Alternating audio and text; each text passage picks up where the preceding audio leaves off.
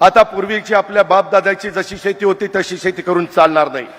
नवीन तंत्रज्ञान जे आलेले आहे त्याचा स्वीकार करावाच लागेल, त्याच्याशिवाय आपल्या पुढच्या पिढीचं भलं होणार नाही।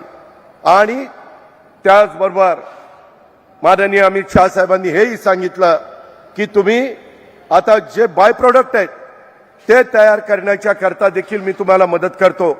काही कारखाने आपण या देशातले निवडू, महाराष्ट्रातले पण काही सहकारी साखर कारखाने निवडू आणि त्याच्यातून काय काय आपण नवीन प्रोडक्ट तयार करून माझ्या शेतकऱ्याला जास्तीत जास्त भाव देता येईल अशा प्रकारचा प्रयत्न पंतप्रधान नरेंद्र मोदी साहेबांच्या मार्गदर्शनाखाली, नेतृत्वाखाली आज केंद्राचा पण चाललेला आहे, राज्य पण त्याच रस्त्याने जाण्याचा प्रयत्न करत आहे।